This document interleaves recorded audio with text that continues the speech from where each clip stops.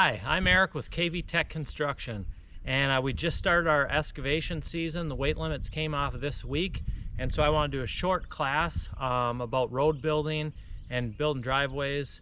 And I want to talk about the geotextiles.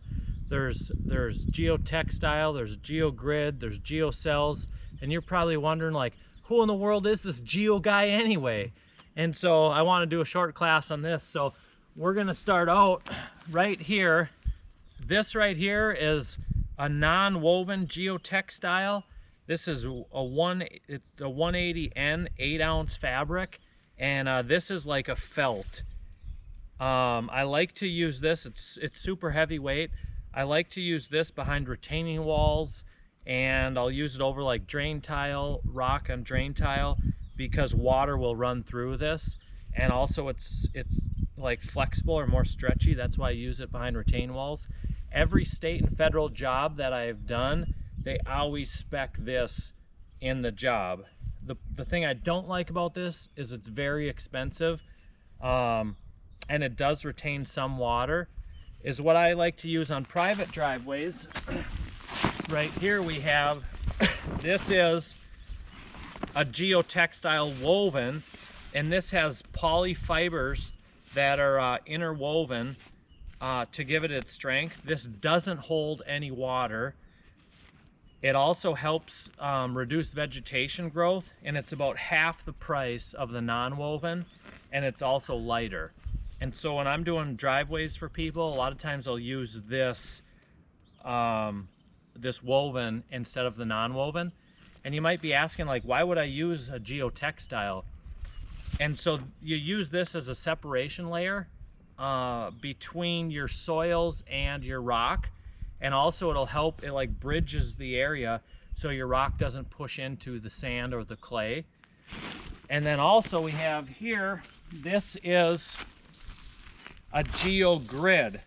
So this specific grid right here has these poly fibers that are woven together and then glued.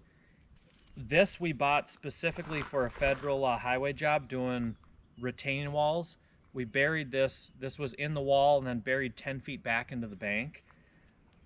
For roads, I usually use like a tri mat, so it would have like a tie across this triangle.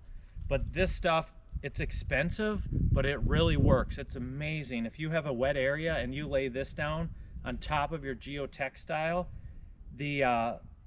this will bridge it, because the rocks go through here and they like lock in with this, and so distribute your weight really good. So if you have like a lot of trucking costs, if it's a long way to truck for you, this definitely would be a way to go. So here's a stone. This is like your typical 3/4 inch gravel stone. And so when you load a stone, when the pressure's pushed down on it, this stone is going to load out at like a 45-degree angle both directions. And so the bigger the stone you have, the more support that stone will offer. And so you want to put your biggest stone down on the base first, because it gives you more displacement of the weight. And then you put, your smaller stone on the top for fine grading. And is what we like to do is we like to use a quarry stone, because that's 100% fractured, because they'll blast it out of a bank. So the edges will be sharp and fractured, and so when you get a bunch of them, they lock together really good and they give you a better road base.